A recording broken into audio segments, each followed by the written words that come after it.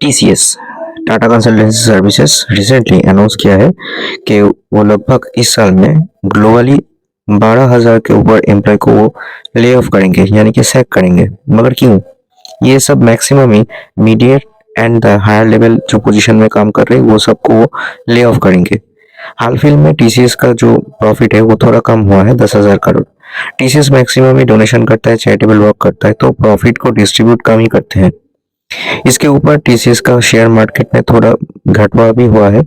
मगर टीसीएस क्या कर रहा है कि वो फोकस कर रहा है कि ऑटोमेशन, आर्टिफिशियल इंटेलिजेंस, इसके ऊपर थोड़ा इन्वेस्टमेंट करेंगे तो ह्यूमन डिपेंडेंसीज कम होगा। इससे क्या होगा, सैलरी रख के जो एम्प्लॉय है उनको रखना ज़रूरत नहीं पड़ेगा। टीसीएस में काम करना थोड़ा इजी होता है, वर्क प्रेशर कम होता है, वर्क कल्चर अच्छा रहता है।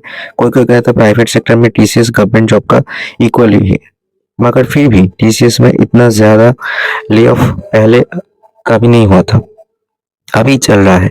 और इससे क्या होगा, ग्लोबली लगभग उनका 12,000 के ऊपर एम्प्लॉय को सैक होगा। लगभग 6 लाख के ऊपर इनका टोटल ह्यूमन स्ट्रेंथ है। अब टाटा का एक पॉलिसी है कि टाटा में जब काम करते हो, अगर आप कंपनी छोड़ देते हो तो बाद में फ्यूचर में टाटा में आप ज्वाइन नहीं कर सकते हो। इसीलिए मैक्सिमम आदमी चाहता है कि टाटा में रह जाऊं। तो इनका एट्रिशन रेट टीसीएस में 14% है। तो यहाँ पे 14% पहले था, अभी ये घट के हुआ है 12%, क्योंकि लास्ट ईयर में थोड़ा हाइक हुआ और इंक्रीमेंट ज़्यादा नहीं आया था। इसीलिए टीसीएस में काम कर रहा था, बहुत सारा एम्प्लॉय बाहर में चले गए थे। इस साल क्या हो रहा है, ऑटोमेशन और उसको छोड़ के बाहर में जो क्लाइंट है, जैसे कि यूके यूएस में, वहाँ में जो रिसेशन चल रहा है, इससे क्या होता है कि उनका पॉलिसी चेंज हो रहा है यूके में, और इसलिए टीसीएस के क्लाइंट थोड़ा कम हो रहा है या फिर प्रॉफिट मार्जिन भी कम हो रहा है। इसके ऊपर क्या हो रहा है कि मैक्सिमम क्लाइंट अब खुद ही डिजाइन कर रहा है, वहाँ का लोकल जो एम्प्लॉय उनको हायर कर रहा है वेबसाइट मेंटेनेंस के लिए या फिर टोटल सिस्टम के लिए। इससे क्या होता है कि टीसीएस के ऊपर डिपेंडेंसी या फिर क्लाइंट का जो बेस है वो कम हो रहा है यूके यूएस में। इसीलिए टीसीएस ने ठीक किया है कि नेक्स्ट ईयर के अंदर ही लगभग 12,000 के टोटल ह्यूमन स्ट्रेंथ कमाएंगे और मैक्सिमम ऑटोमेशन, आर्टिफिशियल इंटेलिजेंस के ऊपर फोकस करेंगे।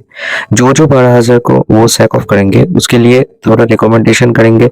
नेक्स्ट अगर कोई कंपनी में उनका अपॉर्चुनिटी आ जाता है या फिर वो सबको स्किल अपग्रेड करने के लिए एक अपॉर्चुनिटी देंगे, फिर जाके वो टीसीएस में रह भी सकते हैं या फिर अलग सा कंपनी में चले जाएंगे।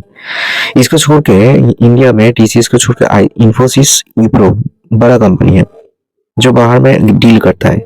अब टीसीएस में क्या होता है, एट्रिशन रेट ज़्यादा है, जॉब सिक्योरिटी भी ज़्यादा था, मगर अब टीसीएस जैसे कि ये 2% का ले ऑफ कर रहा है, इसको फॉलो करके इन्फोसिस तो ऐसे ही बेंगलुरु में बहुत सारा ले ऑफ करता है।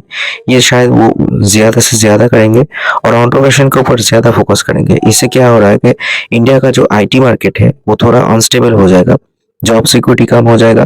और क्या होगा कि आपको अगर इस सेक्टर में सस्टेन करना पड़ेगा तो आपको अपस्किल करना ही पड़ेगा, या फिर मतलब फ्यूचर में क्या हो रहा है कि ऑटोमेशन, आर्टिफिशियल इंटेलिजेंस या फिर जो अभी चल रहा है जेएनएआई, ये इतना एजेंटिक एआई, ये इतना इम्पैक्ट पड़ेगा कि आपको इस सेक्टर में सस्टेन करना बहुत ही डिफिकल्ट हो जाएगा।